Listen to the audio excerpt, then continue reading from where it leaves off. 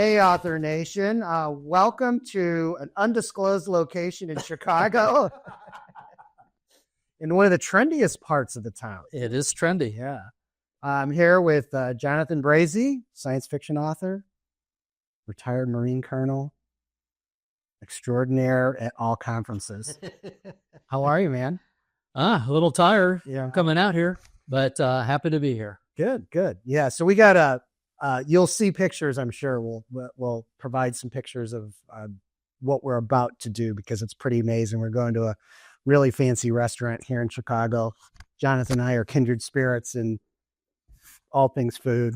Yep. So we set out to get into next Grant Achatz' restaurant. So we're going to be doing that a bit. We thought, what a great time to have you in Chicago. And I know your backstory. I know a lot of the stuff you've done, but I think it would be good for folks to really hear from you, your career, storied one, no pun intended, and how you got to be, one of the leading science fiction writers currently on Amazon.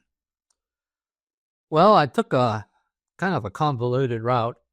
I was a huge reader. My brother introduced me to science fiction back in the early 70s or late 60s, maybe. Dragged me to a convention in Des Moines, Iowa in 1974 where I met Gordon Dixon. Mm. And then I also paid $4 to have lunch with a real live SIFWA member. Science Fiction Fantasy Writers of America back then, it was called. And I thought that was amazing. I wish I remembered who she was. It'd be great if she was someone really famous. Well, let's think of the story. Let's think of the story. It was, Anne McCaffrey. It was just me and her. Just the two of us having lunch together. Chicken pot pie. It was at Des Moines, so it might have been that or a pork tenderloin. But anyway, I decided to go to the Naval Academy. And while I was at the Naval Academy on a dare with my roommate who wanted to be a writer, I wrote a short story. And it actually got published. Really? And I thought, that was easy. So I wrote another one and I sent it off to, I think I might have been Analog, and it didn't get published. So that kind of stopped my writing career for a long time. I did 34 years in the military. I retired as a colonel in the Marine Corps. And I wrote a lot of nonfiction over the years in a variety of different genres. I guess you don't have genres in nonfiction. No, topics. Expertise. You also, have a few degrees under your belt. I do have a fairly robust academic career. We don't need to go into all that. But then when I was in Iraq, you work a lot in Iraq, but you're not working around the clock. And I couldn't do a lot of the things I normally do. I couldn't go run because people would shoot you. So I decided I was going to do a bucket list and I'm going to write my novel. Mm-hmm. No one's going to read it, of course. But it was just something that I wanted to do. So I wrote a novel. They say write what you know. So it was about the takeover of a U.S. embassy in India where the Marine security guard saves the day. And I wanted to have some copies, so I went to a vanity press. I said, how much will it cost to get 20 copies? They told me $470. I said, here you go. And I gave one to my mother, one to my brother. I probably gave a few more out. And that was it. Until, it must have been 5 years late. And I actually was a professional writer now. Because in 5 years, I made $98. And it only cost you $470 to do it. But I made $98, so I'm a professional writer. I didn't even cash that $14 check, which is my first check. There you go. I just left it. I thought that was pretty hilarious to tell people I'm a professional writer. I'd always let them know it was $98 afterwards. But I was flying to Thailand or Japan or someplace, and I was at LAX at the United Lounge, and I saw a guy with a Kindle. I'd never seen that before. I go, wow, that's pretty. What year is this? Oh, geez. Must have been 12, Okay. maybe 2012, 2013. Maybe, yeah, right around in there. And so he said, I have a book on Kindle, because I thought the Vanity Press had done that or whatever. And he looks me up. He goes, no, you didn't. No, you don't. So when I got back home, I called up the Vanity Press. I said, well, what happened? They said, well, you had to pay another $70 to have an ebook. But by that time, I'd heard about self-publishing. So I decided I was going to put it up. I charged 99 cents because, once again, who's going to pay any money for something that Jonathan Brazee wrote? I sold like 400 copies the first month. And the second month, I sold 700. But remember, at 99 cents, I'm getting 33 cents. So I'm not buying my house on the coast of Spain. No. You know, but it was just at that point, and then people started tracking me down, saying, well, where's the sequel? I kind of killed off half of the people. So I had to come up with another way to do a sequel. Oh, the first book I called it The Few. There's another book called The Few, which is about the war, the air war over the UK during World War II. So I thought, well, I'd call it The Proud. And then I'm going to make it 3 and call it, where did I call that one? I think must have been The Marines. And the book's actually sold. And I raised the price to $2.99, thinking that was going to stop. Kill it. It was going to kill it right there. People bought it. And they even bought more when I put those 3 books into a trilogy. And those 3 books have actually, and they're short books, but those 3 books have actually made well into the 6 figures. That's amazing. And then I thought, well, this is a pretty cool hobby. So I started writing other stuff. Some stuff didn't sell as well. My straight science fiction, because I was always a fan of science fiction, didn't do particularly well. I had historical fiction, which I loved to this day, was the most fun I've ever had writing a book. I actually got letters. It was on the first Barbary War in 1802 to 1805 about the Marines, you know, the shores of Tripoli and stuff like that. And I got the Marine Corps Historical Division sent me all these documents, letters like about the beaver skin hats falling apart in the salt water, and the commandant telling this lieutenant, you go to Toulon and you buy these, you buy everybody new hats, and don't worry, we'll pay you when you get back. I thought, well, something's never change. And it kind of went like that. I was doing okay as a hobby, and then I wrote my first military sci-fi, and that took off. It took off real well, and I've had some pretty good success since then. And I had 5-year-old. They weren't 5-year-old girls when they were born. I had twins in 2019, and I kind of cut back on writing for 2 years to be a father. When was the first? What was the first military sci-fi series, and what year was that? It must have been 2015. Okay. And that was the United Federation Marine Corps, although that has been republished by Variant Publishing into Federation Marines. New editing, new covers and stuff. So they got you. I met you the first time was 2017. So it was right about then. Yeah. And January 2017, January 1st, is when I became a full-time writer. Okay. Quit my job and decided it took me a while to get up enough courage, but I took the leap. And then in 2021, Jeff Chaney with Variant Publishing asked me to write with them. And I thought it might be a good way to kickstart writing again. Mm-hmm. But Sentence to War did very well. And so I'm still with Jeff and Variant Publishing, although at the moment I'm writing a sequel to a YA that's a birthday present for my girls. And then I've got a fantasy that I'm going to self-publish before my next series with Jeff. Mm-hmm. And then you've written with other people. So you've like published on your own, you've co-written. I've seen you talk about this. It's pretty interesting kind of how you've crafted your career working with different people. And what advice would you have for authors about the ideas around co-writing? And I have given talks on this. Yes.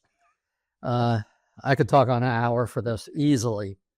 There's different ways of co-writing. And to get away from all the technicalities, you could write with somebody where you write a chapter, they write a chapter. You could write where you have different POVs, where you're writing all from one character's POV. You could write where one person is an expert in space naval warfare, someone is good in characterization. There's a whole bunch of ways to do it. So a couple of keys are: have someone that complements you. What do they bring to the table, and what do you bring to the table that can make a synergistic effect where 1 + 1 = 3? That's one. 2, do you have the same work ethic? That is a huge one. If you're one of these people that you type, and you got, here you go, and then you got to wait 3 weeks for something to come back, it takes away your mojo. If you're writing where, and I've done this where I'm writing one chapter, the other person writes the next chapter, following through. I send him the chapter, he writes the next chapter. Well, when they don't really read your chapter, and you have a battle on a beach, and all of a sudden they're battling at the top of a mountain in the next chapter, you have to have someone with the same kind of work ethic that you have. And whatever it is, if you're both really laid back, that's okay. But you can't have one person who's really hard charged or one person who's laid back. I did have a number 3. Oh, and make sure you have everything settled in the beginning. You don't really have to have an alpha writer and a beta writer, which is what a lot of people talk about, but you have to know who's making what decisions. I had problems with one co-writer where the cover was just done without my input, and it wasn't a good cover. So understand in the beginning what the roles are going to be, and sometimes I want to throw the one of my series that I co-wrote has not made a ton of money. In fact, we joke about it when I'm the one that pays the other one for this one. We joke about it when I'm saying, maybe you could get a cup of coffee if you wait till next month. Yeah. But the thing is, Who got a Starbucks? This other writer is a very excellent, superb literary writer. And so writing with him, I think, improved my writing. So it was that was more of a learning experience. I don't regret that at all, even though, we haven't made a ton. So sometimes when you're co-writing, it not necessarily for a financial gain. This one, I think, made me a better writer. No, I think that, sometimes that gets lost in the shuffle, right? It's like, did you have fun doing this? I did, yeah.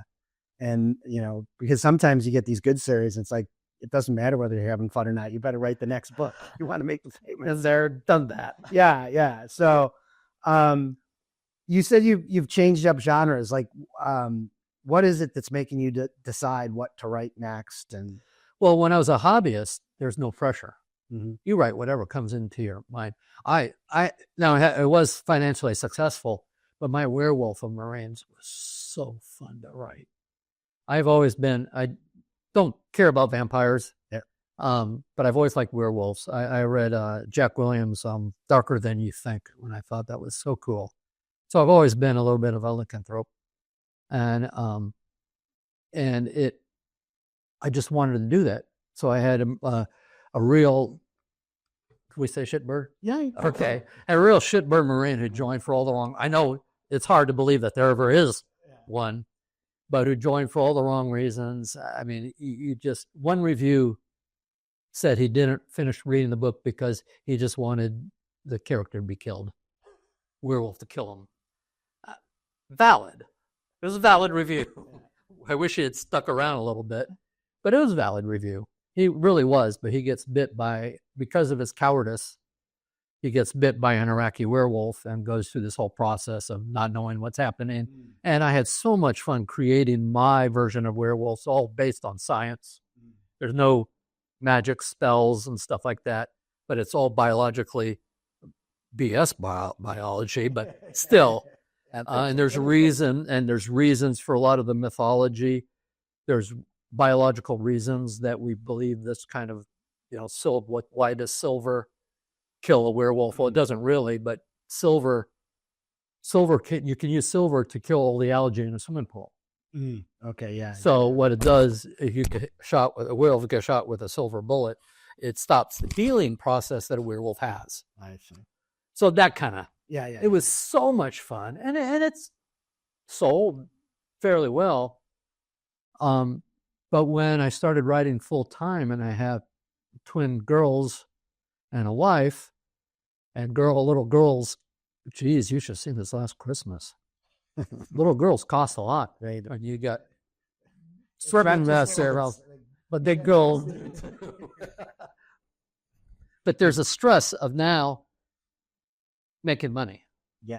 So I'm sticking with Variant. I'm sticking with what they want, and Variant does a very good job on marketing. So I'm making good money. Yeah. Yeah.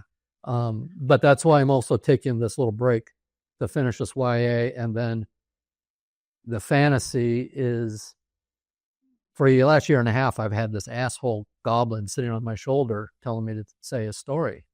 Mm-hmm. And I talked to Jeff about it, and he said, write it, and then come back. So I'm actually kind of excited. Yeah. I'm excited to write this one. Well, that's good. I think that, that's the hard part of this business when you do have that success, and you can almost feel trapped at times. It's like, do I keep the series going? And, you want to honor what the fans like, right? Like it's a big choice for somebody to give you the kind of money that they over and over again. You want them to be happy customers, but then also not killing your creative well. This last series has been difficult. Lots of things happened. My mother, my brother, who introduced me to sci-fi, just passed one right after the other, and some other things. So this last series has been tough. But the people who've read the series really like it, and I felt obligated to make sure the last book, which it's turned in, was the best that I could do. But one of the strange things is, because of all the stuff that's happened in my life last 6 months, this took me longer to write than it normally would. And so when I reread it to start the rewrite, I really liked it, because I had forgotten. You were disconnected from it. I was disconnected. Exactly. You should be right here. Yeah, that's the word. I was disconnected from it. And so when I reread it, I'm going, oh, wow. Who's this guy? Who's this guy, the Brazee guy? Yeah. You've had a lot of different careers and long careers, and you've been in some pretty stressful situations. Thinking about that, in the context of writing, like you also go to a lot of conferences and you hear a lot of bullshit on stage. Yes, I do. Okay. What, as somebody that has been doing this for coming in, let's look, my maths, we're closing in on 15 to almost between 15 and 20 years writing, making money at this. Yeah, $98 for the first 4 years. All right, that's why I started the clock thus. But how would you, like, if you were trying to kind of help the Jonathan Brazee that's going through all the stuff right now, how would you help him try and think about the ups and downs in this career? My biggest advice, I have a lot of people come up to me at conferences, and they want to pick my brain and stuff, and they want to ask, well, how do you sell books, stuff like this. The vast majority are, I'm thinking of writing a novel. I've got an idea. The the biggest advice that I could give anybody, put your butt in that chair, turn on the computer, and type. That is the single most advice, because everybody's got a story.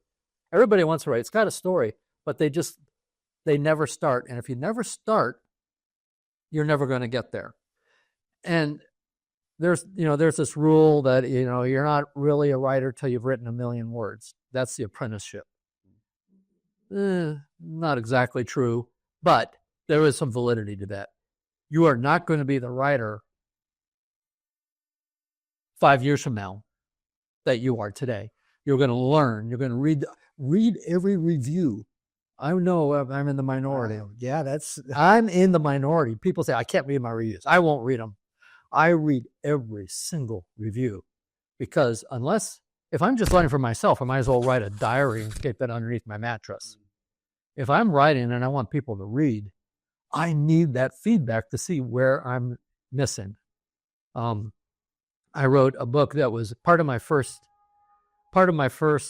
military sci-fi series. I thought it'd be really cool to write a sister book because of what's it like on the other side of my hero. Ooh, people didn't like that. I had reviews saying I don't read these books where the Marines are the bad guys, and they weren't. They really weren't. They were the enemy, but they really showed that they were professional and the good guys. In fact, they saved the MC's life. They wouldn't let her be summarily executed. Yeah. But that was a very valuable lesson for me. Another lesson was I just wish the werewolf had killed him. So I do like to have character arcs. You can't make them too bad in the beginning, or else people are just going to shut the book. Yeah. And go on. So by writing, I'm learning.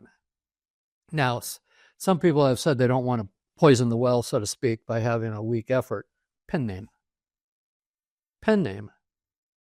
Then when you feel you're ready to write what you really think, maybe this one's going to go, then go a different one. That's fine. Yeah, that's good. But get words written and get feedback. Well, there's not many professions that you can learn on the job. Like nobody wants to say, I haven't done brain surgery yet, that I know I can do it. Read a lot of books and I really have a passion for it. You're going to be my first patient. But like, this is one where you can put your best effort forward and get people to be like, well, yeah, the punctuation be better. There's some plot holes, but like, I like the story. I like we know, I know a lot of people that was the beginning of their career. And then they took that and were like, okay, well, now I made enough money. I can hire a developmental editor to help me fill those holes. Exactly. Right. And, but if you're going to ignore that stuff, I just went through all the reviews for all the sessions for the Author Nation show. And then for, just the general reviews of the show. And wow, there's some opinions, right? But if you don't know that, how can you get better? And a lot of it, they're trying to help you. Yeah. They took the time to write that because they want to see it get better. They're not doing, yes, there are the few that are they're assholes and they're just going to say something that's horrible. But those are easy to pick out. Like, even then, I wrote a YA about not a werewolf. He was a were-rat. Once again, science-based, but you don't know what you're going to be till you go through puberty and you have your first shift. And he had recessive genes and became a rat. Forget about laws of physics. Okay. Because he was a little rat. And one guy wrote, obviously it's not supposed to be scary. He's a rat. He doesn't overpower anybody. Yeah. He wins by being tricky. And one reviewer said, and I don't understand is why how could this be scary? Because he was scared by a cat. And then what's scary about werewolves anyway? They're nothing more than coyotes, and I shoot coyotes. Obviously, one of those you just throw out. But the guy paid for the book. Yeah. The guy paid for a book. If he wants to write that fine, I laughed. Because it's obviously, how could you take that personally? You can't. I just laughed at it. But the point is, I made $2 off him. Mm-hmm. Well, now, I know AI is a big thing that people are in the industry, but one thing you can use AI for as an author is you could have it scrape all your reviews and say, please give me the constructive criticism out of these reviews to help me. Well, that's AI on the top of Amazon right now when it talks above the reviews, when they say people say that this book is well written and blah, blah, blah. And at first I thought Amazon was just kind of pumping you up a little bit, but I've since looked at some others where curious. I also read other people's reviews, and before I was a writer, I wrote a lot of reviews, and they're not always that kind as I thought that they were. They talk about if there's a trend that's negative, and if that was one of my books, I would want to know that. Yeah, I would want to know what a trend is that people are not liking. I think you have to. Unfortunately, a lot of writers seem to be a little bit more. I don't want to say introverted, but although a lot of them are, but they tend to take things a little bit more personally. And I think you have to be able to separate the reviews of your book from you as a writer. Yeah. Well, it's the whole conundrum of creativity, right? It's like, well, it's just supposed to be for you. You just do it for yourself. But you do want somebody to appreciate it, to validate you. Exactly. And if they appreciate it by giving you cold, hard cash, that's even better. But now you've changed it. This isn't just about your creativity. This is now a financial transaction where somebody else has a really important decision to make. What am I going to do with this $5? That's right. Okay. And sometimes I've been lucky enough to be a finalist a couple times for the Nebula Award and the Dragon Award. And that is a big ego boost. But particularly the Nebula Award, it's also a big financial boost. Yeah. I had a novella that was up for the Nebula Award, and all of a sudden, all the libraries in the United States ordered it. And I started seeing all these library sales. So it could be both too. Yeah. But kind of going full circle on this, like if people are taking, the time to say, hey, this is a pretty good book, but that's because they're trying to help you get there. Right. Yeah. And they're giving you time and money. It's worth it, in my view, to take that. I mean, and I appreciate that. Yeah. Because if no one buys my books, I'm not going to get any bad reviews. It's true. Yeah. But my little girls are going to go hungry. Yeah. Well, you'll be doing something else. Yeah. Right? I think that's the part that when you make that decision with your writing career that this is going to be your full-time deal, it's like, yes, it is a job, right? There's a huge difference between when you're a hobbyist, anything you make is just icing on the cake. Yeah. Go out for dinner, and make the car payment. But you gives you much more freedom and much less stress, because if you send out a book that doesn't catch on, go to the next one. Yeah. But if this is what you're depending on, and so many writers who were making very good livings 5 years ago are going back to other jobs now. Well, you just think about the first show that you and I met at in 2017. A lot of people that were gods walking across that stage are gone, and haven't put out books in a while. And so I just saw one of them just went back to their old job. Yeah. And they were up on the stage, in the main stage. Yeah. This is a fickle industry, right? This is shorter than professional sports. Absolutely. And there are fewer six-figure writers than there are NFL players. Fiction writers. Yeah. There are fewer six-figure fiction writers than there are NFL players. Wow. That kind of blew me away when I heard that. Yeah. I think that's something that there's kind of this myth. The way I explain it is, yes, there are more millionaire authors today than there is but there's also more authors that have never made any money on it. Absolutely. It's It's still, the end of the equation is bigger. and that's another thing I like to stress. I was at a recent con, and I was talking to someone who'd been writing for a couple of years, and they said, "Well, I'm not successful. You know, I've only made $3,000 in 3 years. That's successful. Yeah, that's that's the top 10% in the industry. Anything. I asked them. I said, "Are you enjoying what you're doing?" I said, "Oh yeah, I love it." You know what my previous to this, well, not the exercise and stuff. Yeah. Not all that stuff, but I showed horses. And one year, I really hate money, don't you? yeah, I know. One year I'm doing my taxes, and my boss, who is a major, comes in, looks over my shoulder as I'm doing it, and all of a sudden he focuses in on the form I'm doing, and he said, "You made $108,000 showing horses?" And I went, "Yes, sir." "What the hell? What are you doing in uniform? What the hell are you doing in uniform?" I said, "Well, it cost me $116 to make it."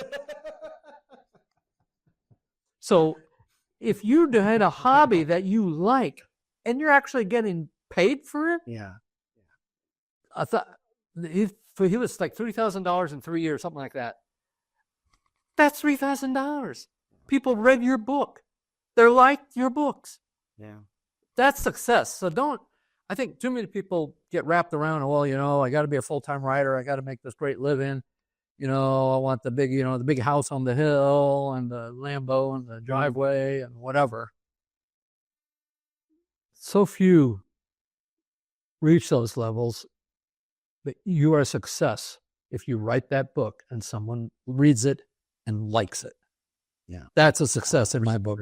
And I think that that's probably one of the big things that's, you mentioned there's a lot of people that are not doing as well as they had. And there's this kind of like general recognition in the industry of folks that are like, nah, it's not working out like I thought it was. But I also think what comes with that is people really getting their mind right about what success is. Like you just, that's what I think. You know what, if you're, a mom and you've got 4 kids and you're doing stuff on the side to write your books, what are your priorities, right? What is it's best for your family? Is it, completely going in on your writing career? Maybe it is. Maybe now's not the time. The problem as an industry, I think, is we don't say it's okay if you don't want to be a millionaire. Exactly. That's 100%. As a group, we're not saying, you know what, you do you. And that's one of the things, I guess, here to plug Author Nation is for I have a shameless plug. Oh, it's a shameless plug. For people who are starting out or people who have written some books but haven't got any traction, by going to Author Nation and going to the panels and talking to other writers and stuff, if you can raise your income part from $10, $15 a month to a couple $100 a month, really pretty easily by just listening to the panels. Amen. When you're making $500,000, it's a little harder, and it'll take a little bit more work to bump that up, maybe. Yeah. But for someone who hasn't had the guidance and has just been sort of doing it on their own, Author Nation can, strictly by going to the panels, you can get enough hints to up your game. Now, is it going to make you $1 million a year? Not the first Author Nation, the second one. Yeah. The second year. Well, one thing that I've observed, I've heard a lot of people that like, well, there's not a whole lot of stuff for me at, when I'm at this higher level.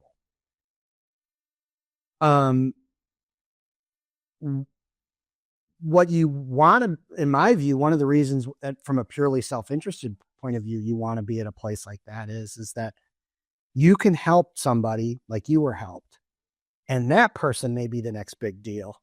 And now you got a little money, absolutely, some credit with that bank. And I think that's something at the higher level that I've seen with a lot of people. It's like, well, I'm a big deal now. I don't need to be around this stuff. It's like, no, your job is different now.